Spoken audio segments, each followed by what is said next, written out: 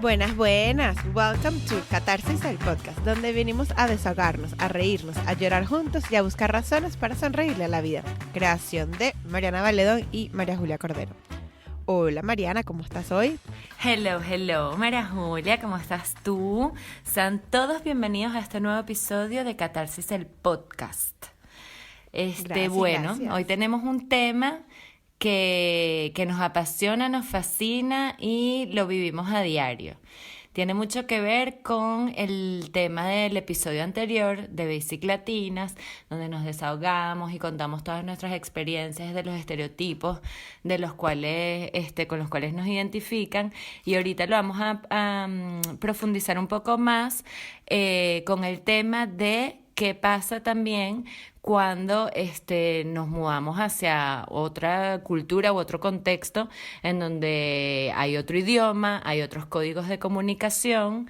Y bueno, hemos bautizado este episodio como Cerebros Plurilingües y el dilema entre la técnica o la inmersión cultural. Yo creo que eso tiene también mucho que ver con qué pasa en nuestro cerebro cuando estamos hablando en dos idiomas. Por lo menos yo y Mariana ahorita lo está ejerciendo todo el día, porque tenemos nuestras parejas en otro idioma. Sí, es como muy interesante darnos cuenta que, bueno, hay todas unas explicaciones científicas de qué es lo que pasa verdaderamente entre el cerebro, las neuronas, un lado del cerebro, el otro, pero bueno, tampoco somos neurólogos, entonces nos hemos interesado más en el enfoque de qué implicaciones culturales o de comportamiento tiene esto. Por ejemplo, los científicos dicen que nuestro cerebro, cuando tenemos dos idiomas, funciona como un stock, como un depósito.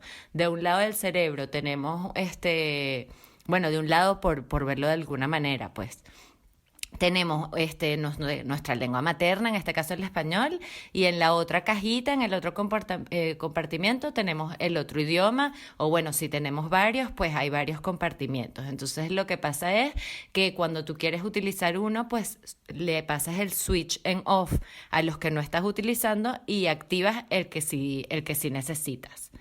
Sí, eso es súper interesante. Y bueno, para empezar esto, como siempre, haciendo catarsis y tomando en cuenta ese punto que Mariana nos acaba de decir, como tenemos varias cajitas, yo nunca lo había pensado de esa manera y tú aprendes otro idioma como que, nada, quiero aprenderlo porque quiero defenderme o por cualquier sea la razón que quieras aprender el otro idioma.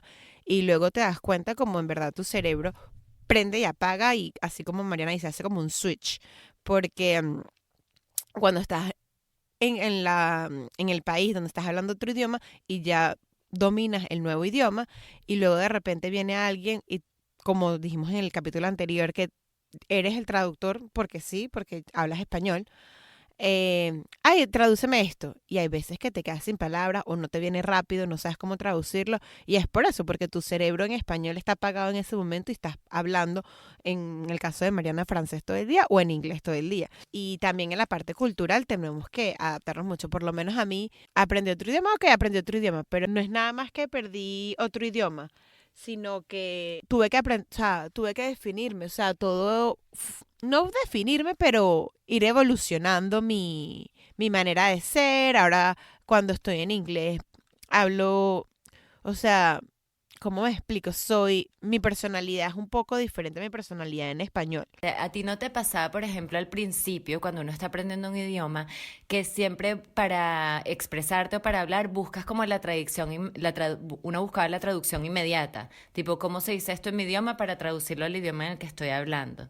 Y luego cuando ya como lo vas internalizando y adoptando como esa pequeña cajita, se va estableciendo mejor en tu cerebro, ya más bien hay palabras que simplemente para ti tienen un significado en ese segundo idioma que aprendiste y más bien no consigues la traducción inversa, o sea, no consigues el Tal equivalente en cual. español. Sí, eso pasa mucho ya cuando aprendiste el segundo idioma, pero yo para desahogarme aquí con ustedes, lo más difícil a mí que me pareció de aprender otro idioma fue perder ese miedo escénico. Dios mío, yo aprendí inglés ya cuando tenía 19 años, entonces no es como cuando tú aprendes de niño que fonéticamente estás aprendiendo sonidos y aprendes múltiples y el acento es mucho mejor. Entonces, ¿sabes? Tenía miedo a hacer el ridículo, tenía miedo que no me fueran a entender y hasta que yo no perdí ese miedo escénico, no hubo manera de que yo en verdad empezara a aprender inglés y empezara a expresarme mejor. Y es como me dice Mariana, encontrar esas palabras que ahora nada más tienen sentido en inglés y no las hay en español. Y como van a ver durante todo esto, somos Spanglish, porque de repente se me vienen palabras en inglés y ya tengo 9 años viviendo aquí en Estados Unidos.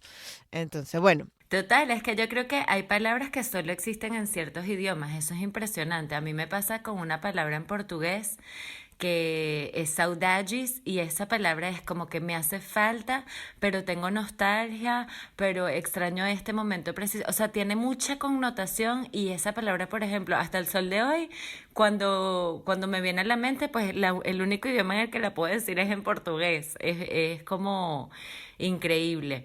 Pero sí, lo del miedo escénico es muy importante quitárselo. Aquí en Francia a la gente siempre tienen como culturalmente un escudo de que no, nosotros no somos buenos en los idiomas. Y creo que bueno, porque son muy exigentes, son una cultura exigente y perfeccionista y tal, y les da como miedo pues lanzarse. Y lo que yo siempre digo es que bueno, cuando me ha tocado de repente hablar con una persona que me está corrigiendo o que como hace como que si no me entiende o cualquier cosa, sobre todo al principio, en un momento llegué a decirle, no, ni me acuerdo con quién fue, pero le dije como que, mira, nos estamos comunicando gracias a que yo hablo tu idioma, entonces, no sé, como que give me a break y vamos a hacer el esfuerzo de comunicarnos más allá de la perfección de la técnica, sino simplemente del contenido que queremos intercambiar, ¿sabes? Entonces eso es parte como de quitarte ese miedo y bueno, y tratar de afrontarlo como uno mejor pueda. sí, 100%, porque a veces uno se pone limitaciones a uno mismo. Es como que, ay, yo lo estoy pronunciando mal, entonces mejor no decirlo porque al final no me van a entender. Pero, ¿sabes qué? Date un aplauso a ti mismo. Tú te estás atreviendo a decirlo, te estás atreviendo a comunicarte con otra persona. Ellos no están haciendo el cambio. Claro, bien está que si la situación es porque te viniste a vivir a un país, al país de ellos, tú tienes que adaptarte y tú eres el que tienes que aprender el idioma y tienes que hacer el esfuerzo. Ellos no se están yendo a un país en Latinoamérica y no tienen que aprender español. Eso también está claro. Bueno, y con la pronunciación, cuando les digo cosas que a mí me pasaron comiquísimas, y yo creo que esto nos pasa a muchos latinos, con la pronunciación, la U, Mariana. O sea, tipo public y no, it's not public, it's public. O popular, que sí, popular o popular. Palabras con S, spinning, space, todas y hasta el sol de hoy. O sea, yo creo que he reducido el S sound, pero yo no puedo decir spinning without S. Y no puedo decir space, o sea, ya eso es parte de mí. Y cuando yo empecé a salir con mi esposo, él no me corregía y pasé un montón de vergüenzas enfrente de la gente porque pronunciaba las cosas malísimas. Dígame una vez y yo que, ay, pero es que esta comida sí está rica. I like it so much. ¿Cómo que so much? Y él sabía que yo lo digo así, y era la otra gente, ¿cómo que much? Y él es much. Y yo, oh, Pero es okay, que sorry. lo que la gente no sabe es que sí, uno aprende más rápido con una pareja, sabes, que hable el idioma de donde estás. Por ejemplo, en el caso del esposo de María Julia, él es canadiense y su primer idioma es el inglés, y en el caso de mi esposo él es francés y pues es francés. Pero le fascina el acento de uno y no sé qué y tal, y eso es muy cuchi, pero a la hora que ya tú quieres trabajar, insertarte y no sé qué y hablar perfecto, pues el tipo no te corrige. Yo te conté que a mí me pasó en francés que con Q es Q, Q es cuello y Q es culo. O sea, y a mí siempre se me acumula tensión en el cuello y resulta que yo pasé años, bueno, meses diciendo y que, me duele el culo, me duele el culo, imagínate tú. Ese cuento es muy bueno. Pero bueno, sí. Demasiado. Ustedes si les han pasado cosas así aprendiendo otro idioma, cuéntenos, taguéennos. Pero sí, al final reírnos de eso, sonreírle a la vida y no deprimirnos por eso. O sea, como que claro que podemos y lo estamos haciendo bien. No Y bueno, hay tomarnos tan mucho. en serio, o sea, simplemente ya tiene demasiado mérito que uno está aprendiendo otro idioma, que estás intentando adquirir como otras competencias y todo, y bueno, si te equivocas y se te resbala una mala pronunciación, no pasa nada. A mí, y también como que ahí va también varios como hechos científicos que nos pueden hacer sentir mejor con respecto a la gente que, claro, tú te comparas con el americano de origen que te habla inglés perfecto y fluido, y obviamente, bueno, puede ser que llegues a ese nivel de pronunciación, pero la fonética es algo que se aprende incluso hasta desde los bebés recién nacidos, de cómo ven la pronunciación en los labios de los padres y luego los sonidos en los primeros años de vida. Entonces es normal que nosotros que hemos aprendido idiomas después de la adolescencia, incluso en la vida adulta, pues esa fonética no sea perfecta, perfecta. Y otra cosa es que el hecho de aprender varios idiomas por ejemplo, creciendo con varios idiomas, como por ejemplo es el caso de tu hijo, María Julia, de David, y bueno, nosotras que lo hemos aprendido más grande, eso es un factor que te hace ser como más open mind.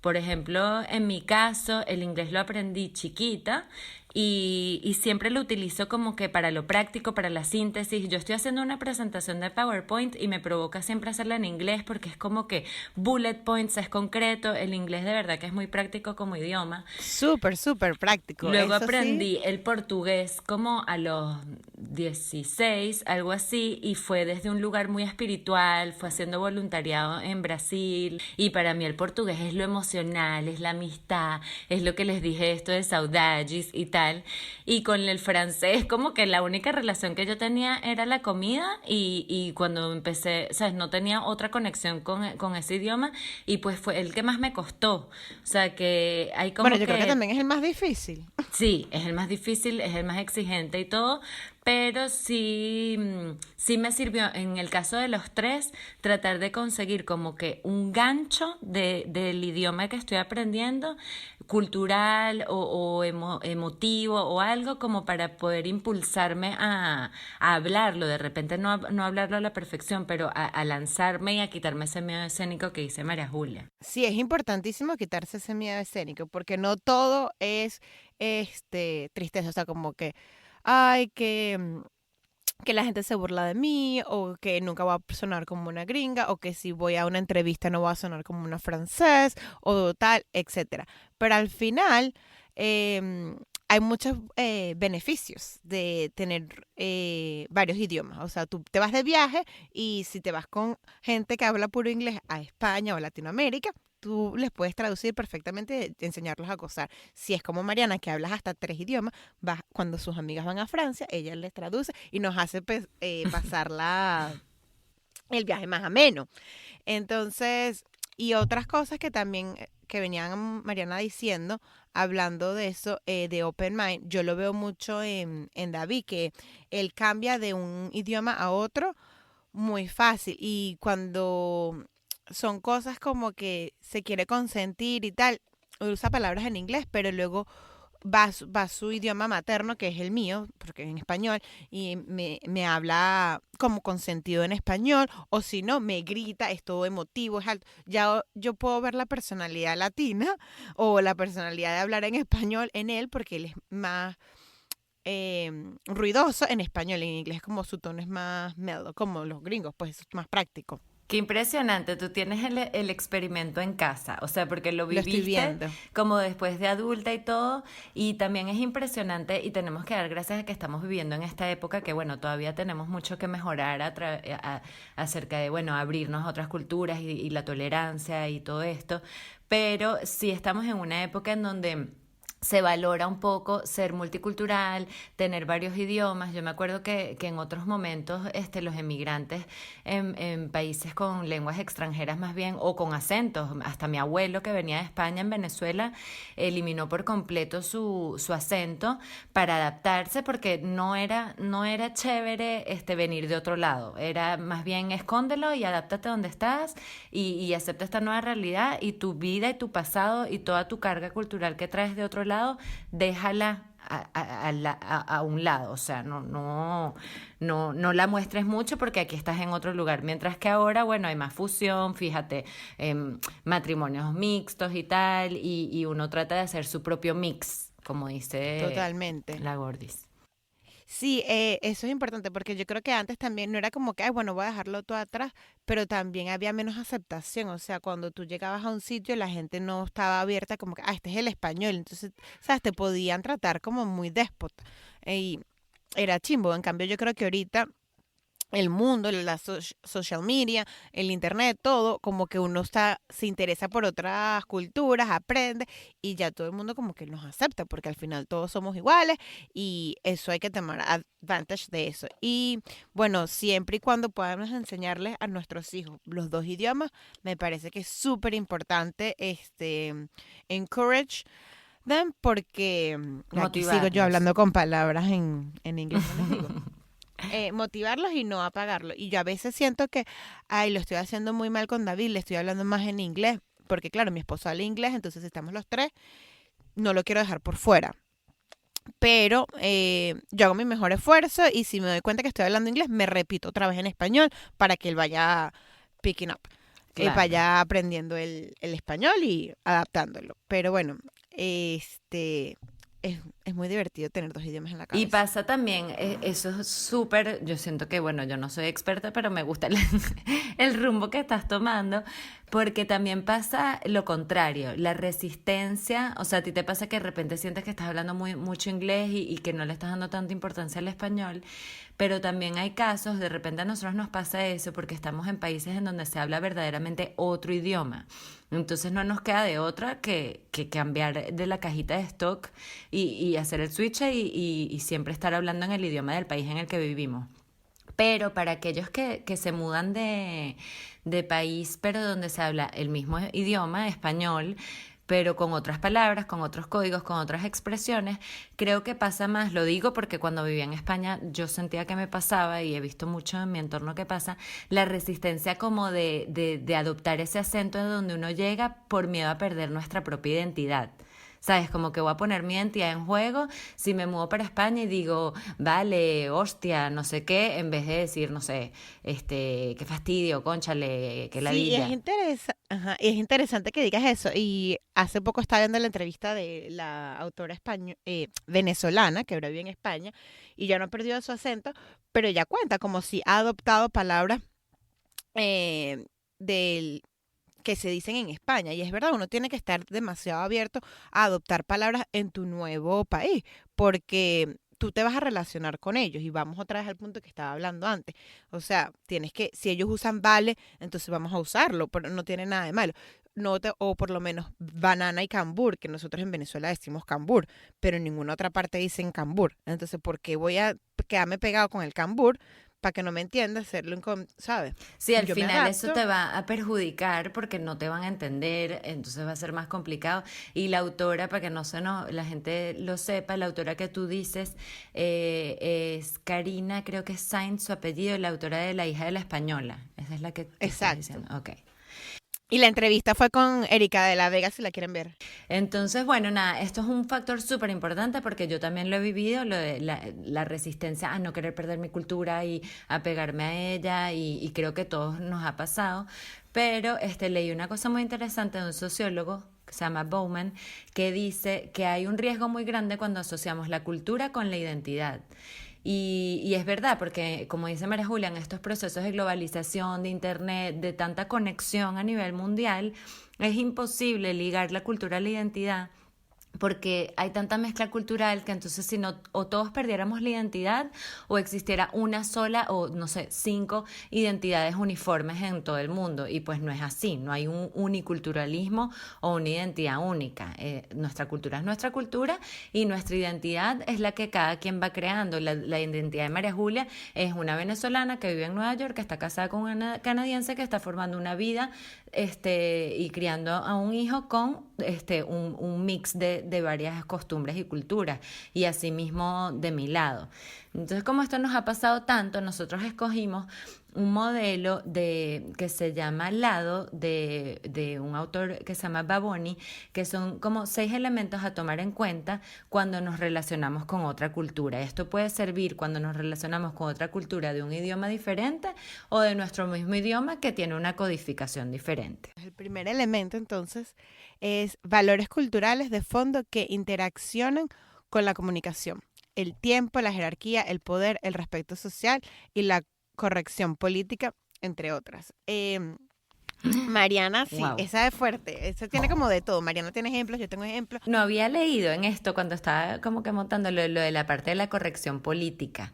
Y eso creo que es algo con lo que nos podemos identificar las dos y todo el mundo que nos esté escuchando que haya cambiado de país. Que no nos sentimos que la política del país en donde estamos nos pertenece, no sabemos qué opinar, no entendemos muy bien el contexto. Bueno, y eso aunado a que en nuestro país pues es completamente polarizado y ya ni sabemos de qué lado estamos, sino simplemente estamos del lado opuesto a lo que está. Entonces, cuando estamos en estos países en donde, bueno, ya hay un sistema democrático un poquito más sano y tal, no sabemos cómo posicionarnos, es difícil, no sentimos que nos Yo pertenece, tengo ¿verdad? 9 años aquí en Estados Unidos y de verdad que todavía no sé. O sea, un día soy de un lado, otro día soy del otro. O sea, soy una panchera. Bueno, Porque no me eso tiene identifico. panchera en Barquisimeto, pastelera en Caracas y para los que no son venezolanos es la gente que cambia de equipo fácilmente. Bueno, eso tiene mucho que ver con ese respeto social, como que uno siente, mira, no, ese no es mi lugar opinar acerca de eso. Y a mí, por ejemplo, en cuanto a la jerarquía y el poder, me ha pasado que aquí, a nivel laboral, tu jefe es tu jefe y tú eres súbdito. O sea, es otra dinámica cuando en Venezuela o hasta con otros países de Latinoamérica que llegué a trabajar o con americanos, era como otra relación, era más de teamwork, equipo, opinión, brainstorming y todo esto aquí de verdad es algo que se respeta hasta con los papás y los hijos. Es algo muy, muy formal. Y bueno, con el tiempo, la puntualidad, que eso sí me ha caído de perla, porque aquí la gente es súper puntual y a mí me encanta eso. No me costó adaptarme. Sí, a diferencia de eso, nosotros vamos a tener otro episodio de la vida laboral.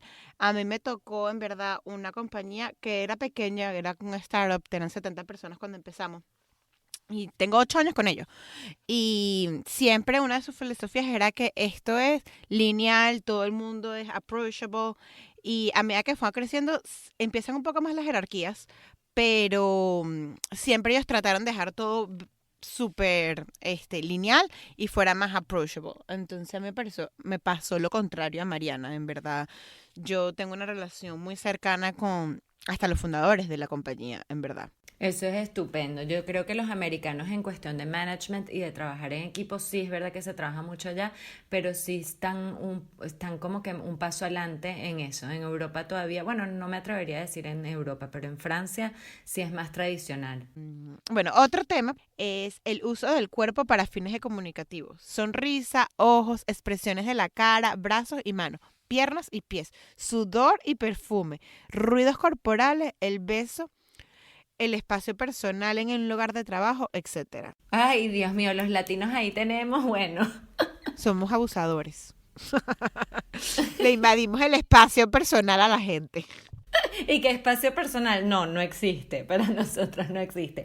Pero te voy a decir algo que a mí me ha costado bastante. Lo de los olores. Me imagino, en Francia muchos olores. Y se quedan locos cuando yo les digo que bueno, que sí, que es un tema para nosotros porque, bueno, yo creo que no sé si es porque en el trópico hace mucho calor, entonces uno se anda bañando y perfumando todo el día, pero bueno, eso es algo que es un factor que juega, pero yo creo que el grueso de esta parte para nosotros en verdad son las expresiones y bueno, lo del beso, el espacio personal, esa manera de nosotros efusiva de explicarnos y de todo mostrarlo como que con expresiones corporales, ¿ah? Sí, un abrazo, un cariño. Ay, sí, tú sí estás chévere. Te haces una miradita. Sí, cara. O sea, todos los latinos somos demasiado expresivos. O buenos días, sonríe. Sonríes, pela los dientes. Cuando uno está echando un cuento típico que así que le pones la manito en el brazo a la persona que le estás echando el cuento como que muérete y le tocas y a la gente como que aquí no, Exacto. aquí tú no puedes andar tocando a nadie, te das 2 besos para saludarte, no es nada más uno, pero cada quien de su lado. Qué cómico. Pero bueno, eso yo creo que uno va aprendiendo dependiendo de la ciudad que vayas. Pero bueno, sí, eso es muy latino. Y hay que tomarlo mucho en cuenta porque aunque a nosotros nos parezca súper chévere y divino de que nos comuniquemos así, pues como habíamos dicho antes, cuando llegas a otro contexto tienes que adaptarte. No por miedo, o sea, hay que tener claro eso, que no hay que adaptarse para encajar y ya, sino que hay que adaptarse para que tu voz cuente, para que tú sientas que eres parte de esa comunidad y para que puedas pertenecer, pues. Es igual como nos pasa a nosotros. Nosotros somos latinos. Y si un latino te llega y es así y es muy cariñoso y chévere, pero te llega una persona desconocida, gringo, tratando de ser muy simpática, tratando de ser latino, tratando de usar el código de tu español en tu cerebro, no lo vas a recibir de la misma manera. O sea, tú mismo te vas Exacto, a... vas a estar contento que esa persona está haciendo un esfuerzo para hablarte en tu idioma, en tus códigos, en tu manera de comunicarte. Entonces, bueno, esa parte hay que estudiarla muy bien. Hay una cosa muy cómica que nosotros hacemos en Venezuela, no sé si en otros países de Latinoamérica lo hacen, cuéntanos los que están por ahí regados. Pero el típico de que estás en la mesa y para que te pasen algo, un salero, un cubierto, lo señalas con la boca, como levantando el piquito así, sin Ay, decir sí. nada. Eso no se entiende en otro Eso no se lado. entiende. Habla. ¿Qué te pasa? A ver, ¿cuál es el número 3? Uso de objetos para fines comunicativos. La ropa, status symbol, objetos que se ofrecen, cigarros, licores, regalos, dinero, tarjetas de visita. Ver en el país en donde estás cómo es esa dinámica. Con qué objetos tú puedes de repente transmitir ciertas emociones, agradecimientos, mensajes a través de tu ropa, a través de regalos, qué se debe regalar. Se habla de las cosas materiales, no se habla, de qué manera se habla. Sí, pero y eso es típico, eso es muy, eso es un tema difícil, porque yo creo que hasta el soy de hoy lo sigo aprendiendo. Aquí, algo que se usa demasiado y en Venezuela no se usa, y es algo que yo he adaptado gratamente, pero a la vez me cuesta un poco, es el thank you card. O sea, Dios mío, aquí es thank you para todo. Y es chévere que te manden un thank you card porque tú dices, ay, recibió el regalo, si le gustó, no sé cuánto. Pero mandarlos cuando por lo menos fue mi boda y yo tuve que mandar 300 tarjetas de thank you escritas a mano, eso fue un gran trabajo para mí. Pero la gente se lo merece, o sea, ellos tuvieron el tiempo de hacerte un regalo para tu boda, venir, disfrutar contigo. Entonces me parece que eso es un detalle que es súper chévere. En cambio, en Venezuela uno no manda esas tarjeticas.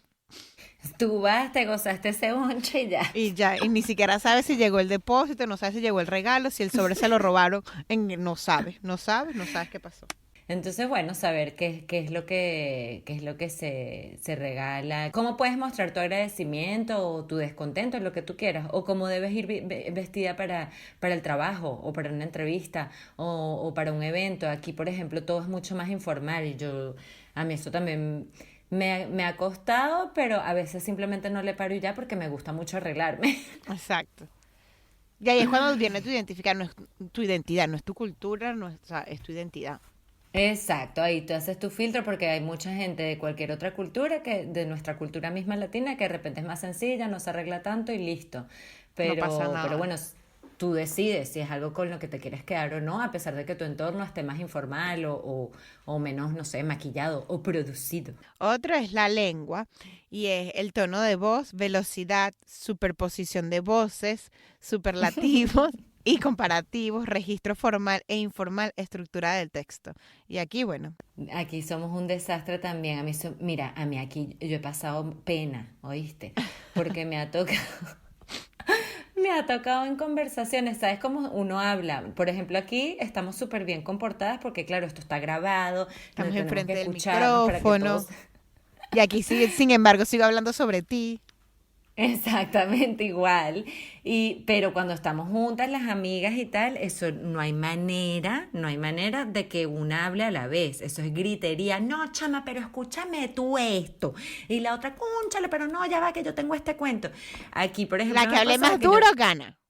Exactamente, la que pegue más gritos o la que se pare y haga aspavientos así con los brazos y que ¡epa! Así. Y aplaudo y todo. Aquí, Aquí a mí me ha tocado en conversaciones que está como que estoy emocionada con la conversación, entonces, bueno, pero ya va, pero porque esto y quiero decir mi opinión y le corto la nota a la otra persona y me han dicho, no me interrumpas la palabra, aquí se dice, no me coupes pas la parole, como que no me cortes la palabra, así serio, y yo como que, ay, y bueno, lo que he tratado de hacer es, paso mi pena y trato de explicar perdón, de verdad que es muy normal en mi idioma, nos comunicamos así, no fue por quererte, por no escuchar tu opinión, cuéntame, disculpa, ¿sabes? Ahí tú tratas de agarrar el hilo y decir, mira, en este contexto no puedo hacer esto, pero me ha costado mucho quitarme eso. Sí, eso cuesta. A mí me cuesta en la oficina también. Siempre me da una idea en mitad y tengo que decirla. O sea, no puedo esperar que la gente. Pero un tip que me dijeron, espera que la persona termine. Y si no te acuerdas de tu idea, no era lo suficientemente importante. Sí, eso uno aprende, pero digo, Cuesta, obviamente disfruto cuesta, más de cuesta. hablar con ustedes que me pego gritos uno encima de las otras. Hay que simplemente como eso, desactivas ese stock y activas el otro en donde aplicas esto que acaba de decir María Julia. No, sí, yo también he pasado penas por eso, tranquila. Chame, y lo de la exageración, como uno Ay, exagera. horrible. Y yo por lo menos con dos me pasa muchísimo. O sea, se cayó algo. Pego eso y él dije, ¿qué pasó? Se murió alguien que no. Y yo, no, nada, que me llegó, no sé, se me cayó el celular. O sea, una Somos estupidez. onomatopédicos, todos, ¡ah! ¡Cuá! ¡Oh! ¡La! ¡Ah! O sea, todos así una gritería, una exaltación y tal, entonces sí, obviamente. O por ejemplo, no sé, en la calle también me ha pasado en el metro que se me cayó algo y pego un grito y la gente como que escandalizada y simplemente se me cayó algo, pues, no me están robando ni nada. Ay, no, es que de verdad que somos un caso. Bueno, número 5. Acciones Ajá. comunicativas. Cambiar de tema, defenderse, preguntar, interrumpir, ironizar, quejarse, proponer, resumir, pedir perdón, callar, comprobar la comprensión, etcétera. Este va ligado al que veníamos hablando. Sí, va muy ligado, pero ya es como un poco más específico. Por ejemplo, el de antes de la lengua creo que se refiere eso, como más al tono de voz, a las reacciones, a ese tipo de cosas. Y esto es cuando de verdad necesitas transmitir un mensaje. O sea, por ejemplo, para defenderte, porque hay veces que, bueno, uno se queda callado porque no conoces mucho el tema, pero a veces te tienes que defender o defender en lo que crees, como en cualquier otro idioma. Y de verdad que a mí eso, por ejemplo, me ha costado mucho porque obviamente mi manera de defenderme es con mi entonación, mi manera de expresarme latina. Y pues puede sonar agresivo o que ataca porque nuestra manera de discutir es como muy fogosa, o sea, es muy Demasiado. subida de tono. Aunque yo les voy a decir algo, para esto de cerebros plurilingües, y tenía que ver con algo que yo leí antes de este episodio, es que cuando cambiamos de idioma, a veces somos menos emotivos. Eres menos emocional. Yo en el inglés no soy tan emocional como en el español. Si a mí me pasa algo en inglés en el trabajo o en la calle, soy más fácil a que no me importe, no le dé tanta importancia y no me quede Eres más pensando. Soy objetiva. más objetiva, que me quede pensando en eso que me pasó a que si me lo dicen en español me puedo quedar enganchada a que no, hace 3 días vi a alguien en la calle y me dijo que cargaba unos zapatos horribles. Es que de verdad te parecen que son feos, es que de verdad que no sé qué, es que de verdad tengo que buscar otro. O sea, me puedo quedar enganchada en eso más tiempo que cuando me lo dicen en inglés, porque a lo mejor no resuena tanto en mi cerebro, es como, es mi parte, como dice Bueno, Mariana. y eso está comprobado. Hay unos experimentos que dicen que en nuestra segunda lengua reaccionamos eso de manera más objetiva y práctica. O sea, ejecutamos la tarea sin cuestionarnos tanto. Y creo que tiene que ver con eso, como que te sientes con menos propiedad de reclamar, de andar con esas reacciones. Y bueno, en algunos momentos eso puede ser negativo, pero la mayoría de las veces puede ser positivo porque la verdad es que sigues con tu vida, haces lo que tienes que hacer y no pasa nada. O sea, ya para adelante. Sí, y de hecho encontré un artículo y si lo quieren leer después, lo vamos a poner en la caja de descripciones. Bilingual people make different choice based on the language they are thinking. And here is why. Es by Galardiel Watson. Y explica exactamente eso, que cuando tú, dependiendo del idioma en que estés pensando, eres capaz de hacer diferentes acciones. El artículo va sobre si estás si por lo menos nosotras que hablamos español, si estamos pensando en inglés, somos más fácil de matar a alguien en inglés que en español. O sea, es un poco crudo.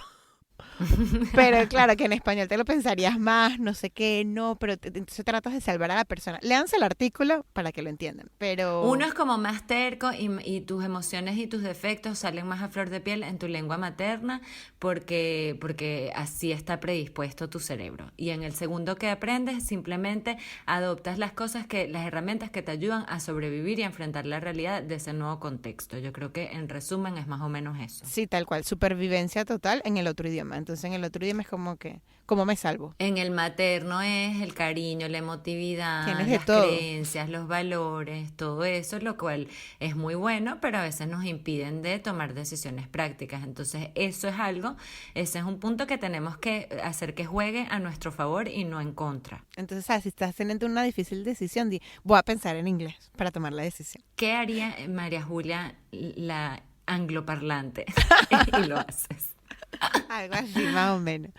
Bueno, y la última, situaciones comunicativas. Diálogos, llamadas telefónicas, conferencias, reunión, etcétera. O Bueno, sea, chama, yo odio hablar por teléfono en otro idioma, lo odio. ¿Y tú? yo también lo odio porque obviamente el acento juega mucho rol ahí.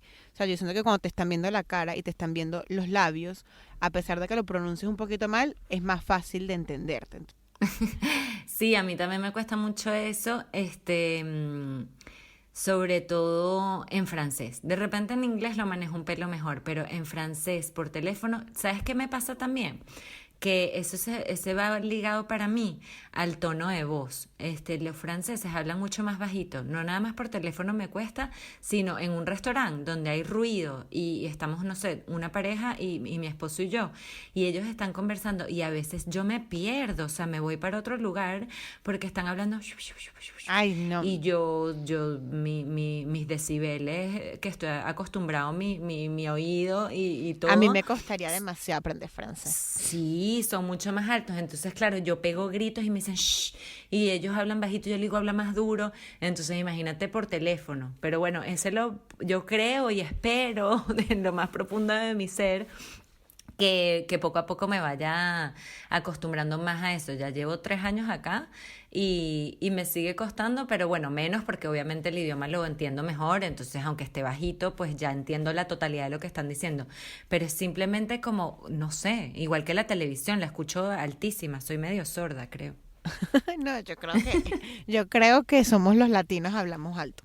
Muy, muy alto. Pues total que esto nosotros lo hemos ido viviendo así empíricamente, como va viniendo, vamos viendo y lo vamos atajando, pero a mí me hubiese encantado cuando cambié cuando he cambiado de país, porque lo he hecho varias veces, de tener así como un guideline de en qué me debo fijar y qué debo adaptar, sin comprometer mi cultura y mis cosas, simplemente de una manera práctica, porque aquí estamos hablando de comportamientos que tu cerebro tiene que simplemente asimilar. Entonces, bueno, los invitamos a escoger uno o varios de estos elementos que compartimos con ustedes. Los vamos a publicar en Instagram igual para que los tengan todos juntitos, sobre nuestros propios modelos culturales. O sea, agarren estos 6 elementos y dicen, bueno, ¿cuáles son estos elementos, cómo se traducen en mi cultura y contrarréstenlo con la cultura nueva a la cual se están exponiendo? Acuérdense, para ir en la línea que venía diciendo Mariana, estos son todas herramientas o consejos o cosas que nos han pasado a nosotros porque nosotros vamos aprendiendo de todo para aprender a navegar la vida, para aprender a sonreírle a la vida, porque de al fin lo que nosotros queremos lograr con todo esto es una mejor manera de sonreír, vivir más felices y no que todas las cosas o todos los challenges que nos van pasando o todos los obstáculos que nos van pasando en nuestra vida, sentirnos derrotados. Más bien, ok, ¿cómo le doy la vuelta a este obstáculo para poderle sonreír a la vida? Entonces, Exactamente. si te tuviste que mudar de tu país para un país donde hablan otro idioma y no era decisión propia, fueron cosas que te llevaron, bueno, ¿qué hacer con esto ahora? ¿Cómo aprendo mejor a llevarlo?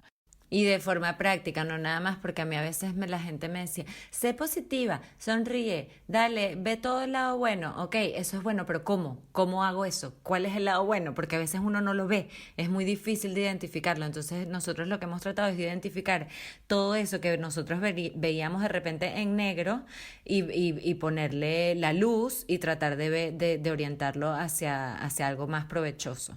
Sí, y poco a poco, Entonces, no se crean todos, obviamente que hay días negros y por eso empezamos haciendo catarsis aquí, porque exactamente, salió de un lugar negro. salió de un lugar negro, o sea, no crean que Pero todos los bueno, días negros. compártanos todos en YouTube, en nuestro canal, también en Instagram, @catarsis el podcast. Y los dejamos con nuestra frase de siempre, en donde decimos, es necesario entendernos a nosotros mismos y descifrar los códigos de la cultura en la que nos insertamos para practicar una autenticidad y tolerancia genuinas que nos permitan comprender y ser comprendidos. Los queremos mucho, Besitos, nos chao, fuimos, chao. bye.